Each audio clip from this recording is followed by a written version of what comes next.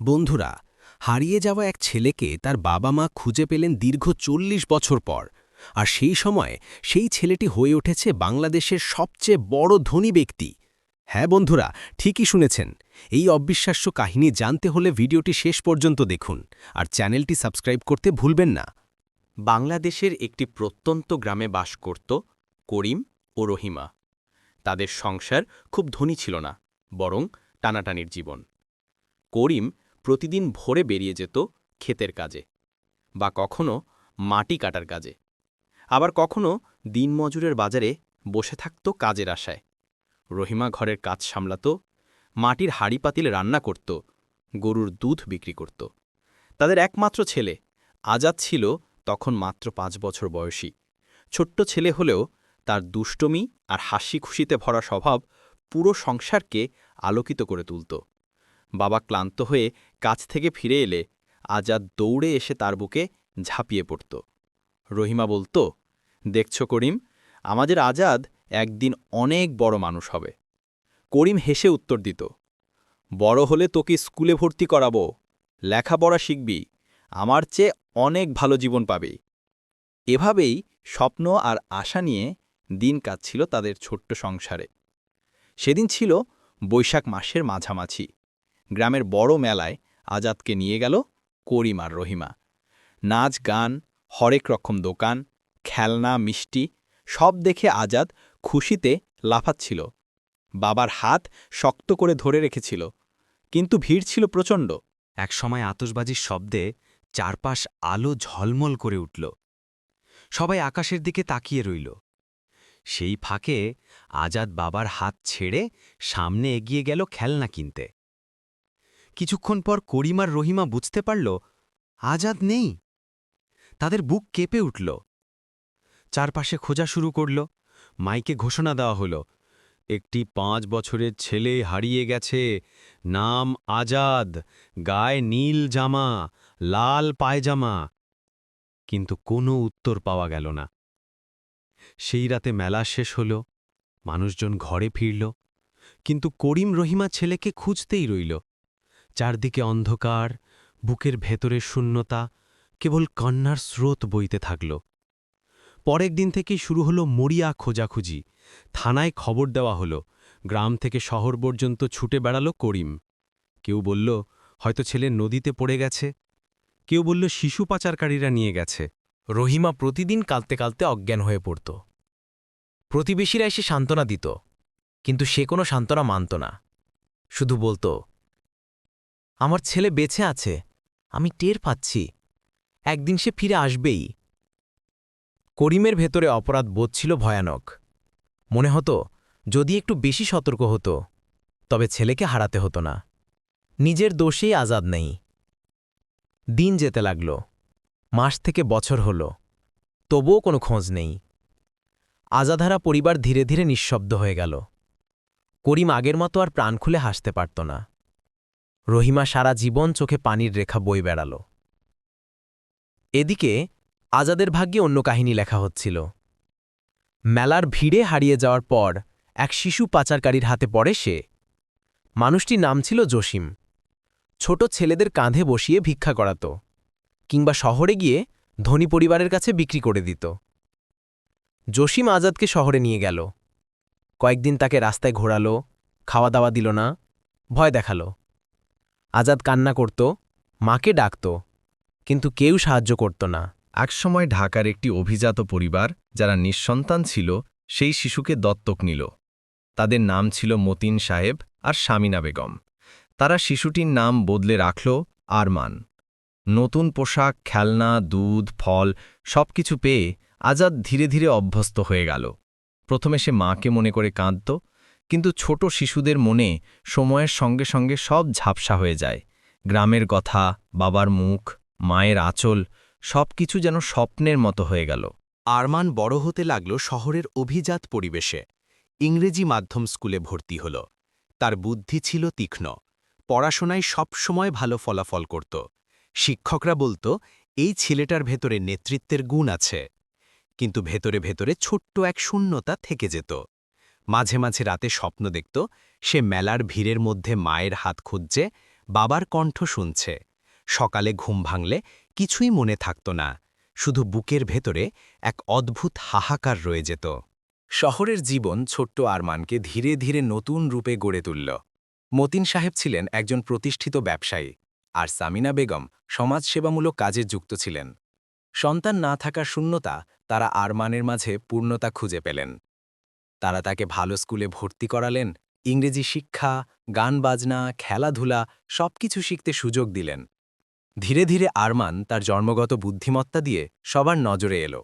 স্কুলে বিতর্ক প্রতিযোগিতায়, খেলাধুলায়, এমনকি বিজ্ঞানের পরীক্ষায়ও সে সবার আগে থাকত।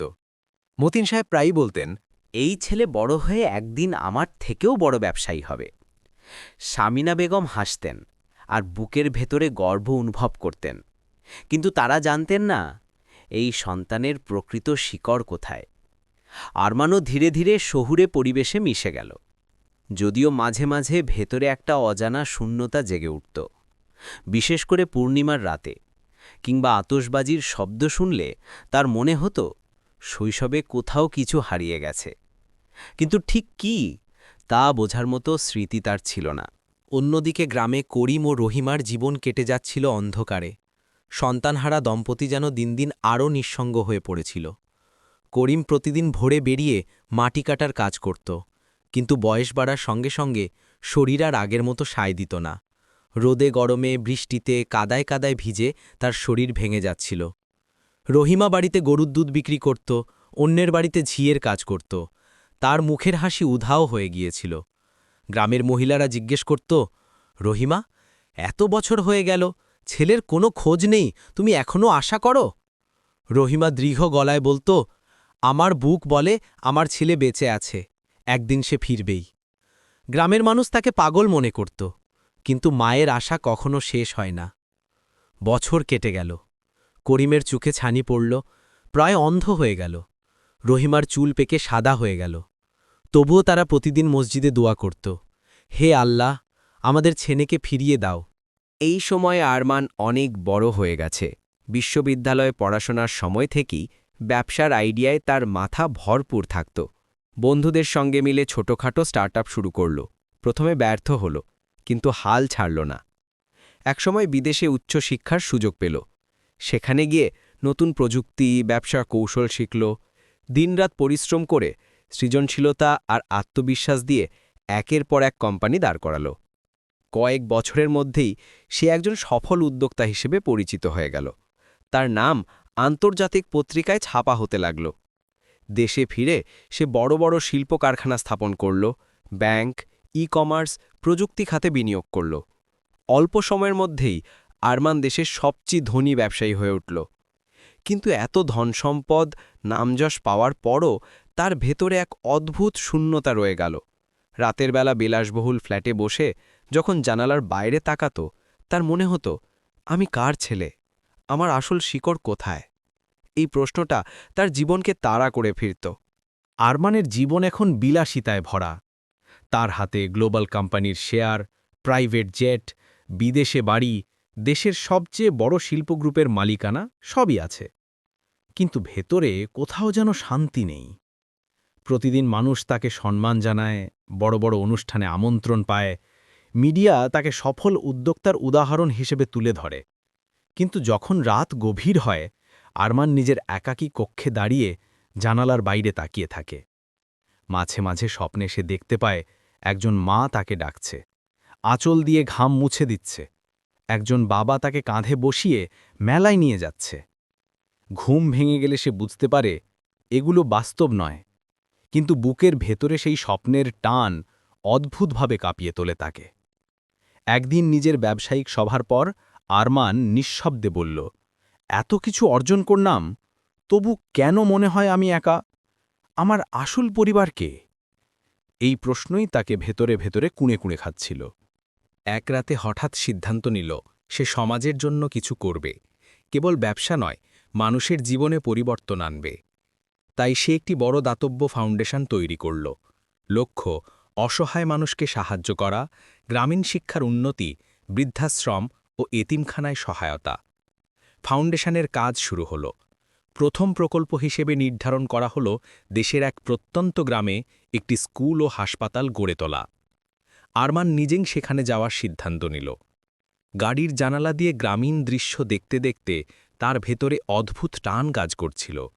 কাঁচা রাস্তা, খড়ের ঘর, ক্ষেত খামার, তালগাছ সব যেন কোথাও দেখা। সে বুঝতে পারছিল না কেন এই অচেনা জায়গাগুলো এত পরিচিত মনে হচ্ছে। সেদিন সে ফাউন্ডেশনের সদস্যদের নিয়ে এক বৃদ্ধাশ্রমে গেল। সেখানে অনেক বৃদ্ধা বসবাস করত, যাদের সন্তান নেই বা সন্তান তাদের ফেলে গেছে। বৃদ্ধাশ্রমে প্রবেশ করতেই তার চোখে পড়ল এক বৃদ্ধ দম্পতি। পুরুষটির চোখ প্রায় অন্ধ, হাতে লাঠি। মহিলার চুল একেবারে সাদা, মুখে কষ্টের রেখা। তারা নীরবে এক কোণে বসেছিলেন। আরমান কাছে গিয়ে তাদের সঙ্গে কথা বলল। বৃদ্ধা শান্ত গলায় বললেন, বাবা, তোমার চেহারাটা যেন কোথাও দেখা, মনে হচ্ছে আমার ছেলের মতো। আরমান হেসে উত্তর দিল, আমি তো শহরে বড় হয়েছি মা, তবে শুনে খুশি হলাম আপনার ছেলের মতো দেখতে। কথোপকথনের মাঝেই বৃদ্ধা তাদের জীবনের গল্প বলতে শুরু করলেন। তিনি বললেন, 40 বছর আগে মেলার ভিড়ে তাদের 5 বছরের ছেলে হারিয়ে যায়। তখন তার নাম ছিল আজাদ। তখন থেকেই তারা তাকে খুঁজে বেড়াচ্ছেন, কিন্তু আর কোনোদিন পাননি। আরমানের বুক কেঁপে উঠল। মেলার ভিড়, আতশবাজি, মা ডাকছে, এই দৃশ্যগুলো হঠাৎ ঝড়ের মতো মনে ভেসে এলো। সে কাপা কণ্ঠে জিজ্ঞেস করল, আপনার ছেলের নাম আজাদ? বৃদ্ধা মাথা নেড়ে কান্নায় ভেঙে পড়লেন। করিমও ভাঙা গলায় বললেন, হ্যাঁ বাবা, আমাদের আজাদ হারিয়ে গেছে। আমরা এখনো অপেক্ষা করছি। আরমানের চোখ ভিজে গেল। বুকের ভেতর থেকে যেন কোনো অচেনা কিন্তু প্রিয় কণ্ঠস্বর ভেসে এলো, আজাদ, আমার ছেলে। তার হাত কাঁপছিল, শরীর কেঁপে উঠছিল। মনে হচ্ছিল এরাই তার আসল বাবা মা। বৃদ্ধাশ্রম থেকে ফিরে আসার পর আরমানের মনে ঝড় বয়ে যাচ্ছিল। সেই রাতে সে ঘুমোতে পারল না। একদিকে ছিল শহুরে জীবনের দত্তক পরিবার, যারা তাকে বড় করেছে, পড়াশোনা করিয়েছে, সফল করেছে। অন্যদিকে ছিল সেই বৃদ্ধ দম্পতি, যাদের মুখে আজাদ নাম উচ্চারিত হতেই তার বুক কেঁপে উঠেছে। সে বারবার নিজের শৈশবের কিছু ঝাপসা দৃশ্য মনে করতে লাগল। বাবার কাঁধে বসে মেলায় ঘোরা, মায়ের আঁচল দিয়ে মুখ মুছিয়ে দেওয়া, আতশবাজির শব্দ শুনে হাত ধরে টেনে নেওয়া, এই সব কিছু মিলিয়ে তার ভেতরে গভীর সংশয় জন্ম নিল। পরদিন সে ফাউন্ডেশনের সদস্যদের অজুহাত দেখিয়ে গোপনে বৃদ্ধাশ্রমে ফিরে গেল। বৃদ্ধা রহিমা তাকে দেখে আবেগে কেঁদে উঠলেন। তিনি তার মুখে হাত বুলিয়ে বললেন, তুই ঠিক আমার আজাদের মতো, ঠিক সেই চোখ, সেই হাসি। আরমান কাঁপা কণ্ঠে বলল, মা, যদি আমি আপনার হারিয়ে যাওয়া ছেলে হই? রহিমা বিস্ময়ে তার দিকে তাকালেন। করিম ভাঙা গলায় বললেন, আমরা তোদের জন্যে 40 বছর ধরে কাঁদছি বাবা। সবকিছু স্পষ্ট করার জন্য আরমান একটি ডিএনএ টেস্টের ব্যবস্থা করল। রিপোর্ট এলো, আরমান আসলেই করিম ও রহিমার সন্তান, হারিয়ে যাওয়া আজাদ। এই খবর আরমানের হৃদয় কাঁপিয়ে দিল। সে গাড়ির ভেতরে বসে কাঁদতে লাগল। মনে হচ্ছিল তার জীবনের অর্ধেকটা সময় সে নিজের শিকড় থেকে বিচ্ছিন্ন হয়ে থেকেছে। সেদিন আরমান আর দেরি করল না। সে বৃদ্ধাশ্রমে ফিরে এলো, 2 হাত বাড়িয়ে দাঁড়াল। রহিমা ছুটে এসে তাকে বুকে জড়িয়ে ধরলেন। তিনি কাঁদতে কাঁদতে বললেন, আজাদ, আমার ছেলে, আমি জানতাম তুই বেঁচে আছিস। করিম লাঠি ফেলে তার দিকে এগিয়ে এলেন। চোখে অশ্রু ঝরছিল। তিনি কাঁপা হাতে ছেলেকে জড়িয়ে ধরে বললেন, বাবা, আমি অন্ধ হয়ে গেছি, তোর মুখ আর দেখতে পারি না, কিন্তু তোর গলার আওয়াজেই আমি বুঝলাম তুই আমার আজাদ। সেই মুহূর্তে পুরো বৃদ্ধাশ্রমে কান্নার স্রোত বইতে লাগল। অন্য বৃদ্ধরা এগিয়ে এসে বলল, আল্লাহর রহমত দেখলেন, 40 বছর পরও মা বাবা তাদের সন্তানকে ফিরে পেলেন। মিডিয়াতে খবর ছড়িয়ে পড়ল দেশের সবচেয়ে বড় ব্যবসায়ী আরমান আসলে করিম রহিমার হারানো ছেলে আজাদ। গ্রামের মানুষ বিস্ময়ে অভিভূত হল।